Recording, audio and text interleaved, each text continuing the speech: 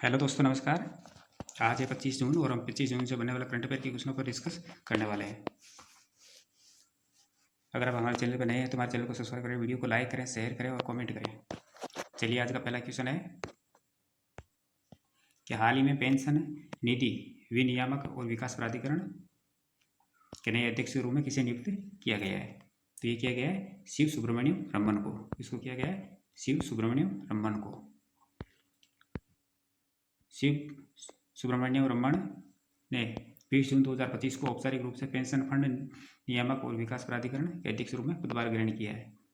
और भारत सरकार ने 8 अप्रैल 2025 को इनकी अधिसूचना, इनके नाम की अधिसूचना जारी की थी और वे दीपक मोहंती का स्थान लेंगे और उनका कार्यकाल 5 वर्ष या 65 वर्ष की आयु तक, यानी जो भी पहला होगा तब तक इस कार्यकाल पर रहेंगे। और ये नियुक्ति ऐसे समय में हुई है जब भारत राष्ट्रीय पेंशन प्रणाली और वात्सल्य योजना जैसे कार्यक्रमों के माध्यम से पेंशन कवरेज और औपचारिक और अनौपचारिक दोनों क्षेत्रों में गहराई से विरासत करने की दिशा में प्रयासरत है। बात करें शिव सुब्रमण्यम के, तो इनके जो पूर्व पद है तो वे अध्यक्ष और प्रबंधक निदेशक सीडीपी के रह चुके हैं और प्रबंधक निदेशक और CEO national e governance services limited के भी रह चुके हैं। भारत के नियंत्रक एवं लेखा परीक्षक सीएजी कार्यालय में उप सीएजी और सीटीओ भी रह चुके हैं और सेबी में मुख्य महाप्रबंधक और कार्यकारी निदेशक भी रह चुके हैं। प्रधान महालेखा परीक्षक झारखंड, वहाँ भी इन्होंने सेवा दी है। बात करें PFRDA के बारे में, यानी पेंशन फंड नियामक और विकास प्राधिकरण के बारे में, तो इसकी स्थापना 2003 के अंदर हुई थी और इसके जो प्रमुख उद्देश्य है वो है भारत में पेंशन क्षेत्र का प्रचार, विनियमन और विकास करना है और राष्ट्रीय पेंशन प्रणाली और अटल पेंशन योजना का पर्यवेक्षण करना, असंगठित और स्वरोजगार वाले क्षेत्रों में पेंशन कवरेज का विस्तार करना, ये इसके प्रमुख उद्देश्य हैं। चलते हैं नेक्स्ट क्वेश्चन पर कि हाल ही में भारत की पहली seamless fixed wireless access 5G सेवा क्वांटम को किसने लॉन्च किया है? तो ये किया है BSNL ने। किसने किया है? BSNL ने। ऑप्शन नंबर 1 इसका राइट आंसर हो जाएगा। भारत की पहली seamless fixed wireless access 5G सेवा क्वांटम 5G FWA को BSNL ने लॉन्च किया है और हैदराबाद में BSNL द्वारा क्वांटम 5G FWA की शुरुआत की गई है, जो भारत की पहली दूरसंचार कंपनी है जो सिम रहित 100% स्वदेशी 5G फिक्स्ड वायरलेस एक्सेस समाधान प्रदान करती है। सुप्रभात सेवा पारंपरिक फाइबर इंस्टॉलेशन की आवश्यकता के बिना वायरलेस रूप से गीगाबिट क्लास स्पीड प्रदान करती है और ये सेवा डायरेक्ट टू डिवाइस आर्किटेक्चर पर चलती है, जिसमें कस्टमर प्रीमाइसेस इक्विपमेंट उपयोगकर्ताओं को स्वचालित रूप से प्रमाणित करता है, जिसे भौतिक सिम कार्ड की आवश्यकता नहीं होती है। BSNL और MTNL के अध्यक्ष और प्रबंधक निदेशक श्री ए रॉबर्ट जे रवि है। कौन है? श्री ए रॉबर्ट जे रवि, ये इसके अध्यक्ष और प्रबंधक निदेशक है। नेक्स्ट क्वेश्चन पे चलते हैं कि 14वें FIH हॉकी पुरुष जूनियर विश्व कप का आयोजन किस राज्य के अंदर किया जाएगा? हॉकी पुरुष जूनियर विश्व कप का आयोजन किस राज्य में किया जाएगा? तो ये किया जाएगा तमिलनाडु के अंदर। कहाँ किया जाएगा? तमिलनाडु के अंदर। ऑप्शन नंबर 3 इसका राइट आंसर हो जाएगा। 28 नवंबर से 10 दिसंबर तक होने वाले ये 2 सप्ताह का टूर्नामेंट चेन्नई और मदुरई शहरों में संयुक्त रूप से आयोजित किया जाएगा। ऐतिहासिक रूप से पहली बार 2025 में संस्करण में दुनिया भर में इसके अंदर 24 टीमें भाग लेगी। जिसी FIH हॉकी पुरुष जूनियर विश्व कप तमिलनाडु 2025 में का अब तक का सबसे समावेशी और प्रतिस्पर्धी संस्करण बन जाएगा। नेक्स्ट क्वेश्चन है कि हाल ही में भारत का तीसरा पूर्ण साक्षर राज्य कौन बना है? हाल ही में भारत का तीसरा पूर्ण साक्षर राज्य कौन बना है? तो ये बना है त्रिपुरा। कौन बना है? त्रिपुरा। त्रिपुरा को उल्लास कार्यक्रम के माध्यम से 95.6% साक्षरता दर प्राप्त करने पूर्ण साक्षर राज्य घोषित किया गया और ये उपलब्धि त्रिपुरा को मिजोरम और गोवा के बाद भारत में तीसरे पूर्ण साक्षर राज्य बनाती है। पहले नंबर पर कौन है? तो पहले नंबर पर है मिजोरम। कौन है? मिजोरम। दूसरे नंबर पर है गोवा और तीसरे नंबर पर त्रिपुरा, जो कि हाल ही में बना है। भारत सरकार ने पूर्ण कार्यात्मक साक्षरता हासिल करने के लिए 2022 के अंदर उल्लास नव भारत साक्षरता कार्यक्रम या न्यू इंडिया साक्षरता कार्यक्रम शुरू किया था। उल्लास योजना 15 वर्ष या उससे अधिक आयु के लोगों को लक्षित करती है जो औपचारिक स्कूली शिक्षा किसी कारणवश से करने में असमर्थ है। उल्लास योजना के 5 घटक है: बुनियादी शिक्षा, आधारभूत साक्षरता और संख्यात्मकता, व्यवसायिक कौशल और महत्वपूर्ण जीवन कौशल और सतत शिक्षा ये इसके प्रमुख 5 घटक है। उल्लास योजना को सामुदायिक भागीदारी और स्वैच्छिक भागीदारी के माध्यम से लागू किया जा रहा है। यानी जो 15 वर्ष या उससे अधिक आयु के जो कैंडिडेट है जो किसी कारणवश से शिक्षा लेने में असमर्थ है या साक्षर नहीं हो पाते तो उनको सरकार के द्वारा इस उल्लास कार्यक्रम के तहत उनको शिक्षित किया जाता है, उनको साक्षर किया जाता है। नेक्स्ट क्वेश्चन पे चलते हैं कि हाल ही में यूएसए ने ईरानी परमाणु स्थलों पर किस ऑपरेशन के तहत हवाई हमले किए? हाल ही में यूएसए ने ईरानी परमाणु स्थलों पर किस ऑपरेशन के तहत हमले किए? ये किया है ऑपरेशन मिडनाइट हैमर के द्वारा। इसके तहत ऑपरेशन मिडनाइट हैमर। संयुक्त राज्य अमेरिका ने 22 जून 2025 को ऑपरेशन मिडनाइट हैमर के तहत ईरान के फोर्डो, नतंज और इस्फहान में स्थित 3 परमाणु ठिकानों पर बमबारी किया और संयुक्त राज्य अमेरिका ने अपने B-2 रणनीतिक बम वर्षक विमान करते हुए इन परमाणु स्थलों पर GPU-57 मैसिव ऑर्डिनेंस पेनेट्रेटर या बंकर बस्टर बम गिराए हैं। और ये इजराइल और ईरान के बीच चल रहे युद्ध में संयुक्त राज्य अमेरिका के प्रवेश को चिन्हित करता है, जिसकी शुरुआत 13 जून को इजराइल द्वारा ऑपरेशन राइजिंग लॉयन कोड नाम के तहत परमाणु और सैन्य स्थल पर हमला करने से हुई थी। नेक्स्ट क्वेश्चन है कि हाल ही में जो 10वां महिला T20 विश्व कप 2026 के अंदर होने वाले हैं तो उसकी मेजबानी कौन सा देश करेगा? तो ये करेगा इंग्लैंड। कौन करेगा? इंग्लैंड।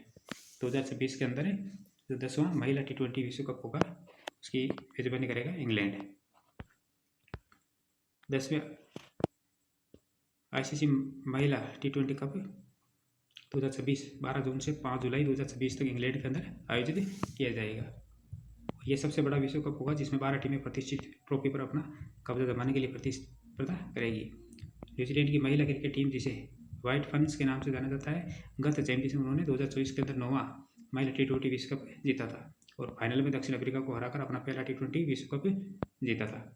बांग्लादेश को 9वें T20 कप की मेजबानी करनी थी, लेकिन राजनीतिक उथल पुथल के कारण मैचों को संयुक्त अरब अमीरात में स्थानांतरित कर दिया गया था।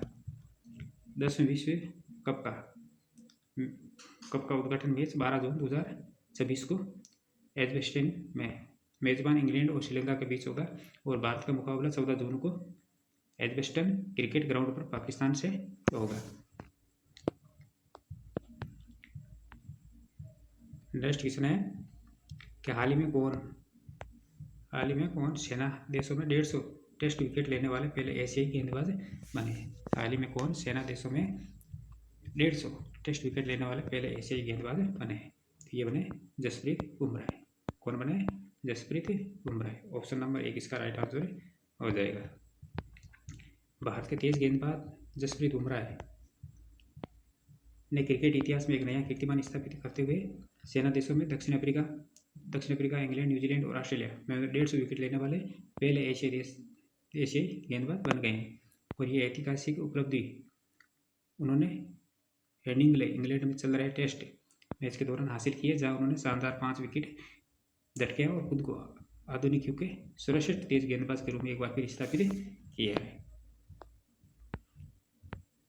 नेक्स्ट क्वेश्चन है कि हाल ही में किस राज्य ने वर्ष 2025 से 2035 को हाइड्रो पावर दशक घोषित किया है?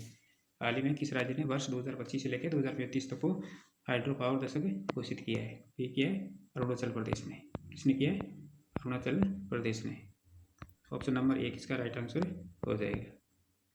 अरुणाचल प्रदेश के मुख्यमंत्री पेमा खांडू की अध्यक्षता में कैबिनेट ने 2025 से 2035 को जल विद्युत दशक के रूप में घोषित किया है। 2025 से 35 तक जल विद्युत दशक के रूप में घोषित किया है और इसका उद्देश्य है ये घोषणा राज्य की 58,000 मेगावाट बिजली उत्पादन क्षमता का इष्टतम दोहन करने के लिए की गई है और इसे जल विद्युत परियोजना से मुक्त बिजली के माध्यम से उत्पन्न राजस्व का रणनीतिक प्रबंधन कहा गया है। बात करें इसके प्रमुख लक्ष्य की तो जल विद्युत दशक के दौरान सरकार का लक्ष्य होगा मेगा बड़ी एवं लघु जल विद्युत परियोजनाओं के विवेकपूर्ण संयोजन के माध्यम से जल विद्युत क्षमता को दोहन करने के लिए रणनीतिक नीति व प्रशासनिक उपाय करना है और राज्य में औद्योगिक पारिस्थितिक तंत्र के समग्र विकास के लिए एक स्थिर एवं सहायक नीति व नियामक ढांचा तैयार करना है। नेक्स्ट क्वेश्चन है कि हाल ही में जारी report global sustainable development goals ranking में भारत को कौन सा स्थान मिला है। हाल ही में जारी report global sustainable development goals ranking में भारत को कौन सा स्थान मिला है। तो भारत को मिला है ये 99वां स्थान मिला है। भारत के अंदर भारत को 99वां स्थान मिला है। 24 जून को जारी global sustainable development goals ranking में भारत ने पहली बार टॉप 100 में जगह बनाई है। भारत को इस रैंकिंग में 67 स्कोर के साथ 99 पोजीशन मिली है और इस रैंकिंग में चीन को 49 और जबकि यूएस 44 पोजीशन पर इस रैंकिंग के लिए गरीबी, शिक्षा और लैंगिक समानता समेत कुल 17 मानकों पर पॉइंट्स दिए जाते हैं। टोटल कितनी 167 टोटल कितनी 167 और इसमें से भारत को मिली है 99। नेक्स्ट क्वेश्चन है कि हाल ही में नाटो की 76वीं समिट कहाँ शुरू हो रही है। हाल ही में नाटो की 76वीं समिट कहाँ शुरू हो रही है। तो ये हो रही है न्यूजीलैंड के अंदर। कहाँ हो रही है न्यूजीलैंड के अंदर। 24 जून को न्यूजीलैंड में नाटो की 76वीं समिट शुरू हो रही है और 2 दिन की यह समिट द हैग शहर में हो रही है। सभी 32 नाटो सदस्य देश समिट में हिस्सा ले रहे हैं और इस बार समिट में रक्षा खर्च, यूक्रेन समर्थन और साइबर सुरक्षा पर चर्चा की जाएगी। प्रीवियसली क्वेश्चनों का रिवीजन कर लेते हैं कि हाल ही में अनुराधा ठाकुर को भारतीय प्रतिभूति और विनिमय बोर्ड सेबी के बोर्ड में संयुक्त किया गया है और हाल ही में संयुक्त राष्ट्र ने वर्ष 2026 को अंतर्राष्ट्रीय महिला किसान वर्ष घोषित किया है और हाल ही में भारत देश ने कैंसर उपचार के लिए नैनो कप संरचना वाली थेरेपी तकनीक विकसित की है और हाल ही में साहित्य अकादमी ने युवा और बाल साहित्य कला पुरस्कारों की घोषणा की है और ये 23 युवा और 24 बाल लेखकों को ये पुरस्कार दिया जाएगा। और हाल ही में महाराष्ट्र राज्य के स्कूलों में तीसरी भाषा के रूप में हिंदी पढ़ाई जाएगी और हाल ही में प्रसिद्ध लेखक और पद्मश्री पुरस्कार विजेता मारुति चिदम्बरमपल्ली का निधन हो गया है और भारतीय एनिमेटेड फिल्म ने NSC इंटरनेशनल एनिमेशन फेस्टिवल 2025 में सर्वश्रेष्ठ कमीशन फिल्म के लिए देसी ओन फिल्म ने जूरी पुरस्कार जीता है और दक्षिण कोरिया ने देश में पहली बार सिविल डिफेंस मिनिस्ट्री की नियुक्ति की है और हाल ही में INS नीलगिरी को स्वदेशी नेवल शिप को ईस्टर्न नेवल कमांडो में के अंदर शामिल किया गया है और इंडिया पोस्ट पेमेंट बैंक ने डिजिटल भुगतान पुरस्कार 2024-25 जीता है। तो दोस्तों ये थी हमारी आज की क्लास। ऐसे ही महत्वपूर्ण प्रश्नों के साथ कल फिर मिलेंगे। तब तक के लिए धन्यवाद।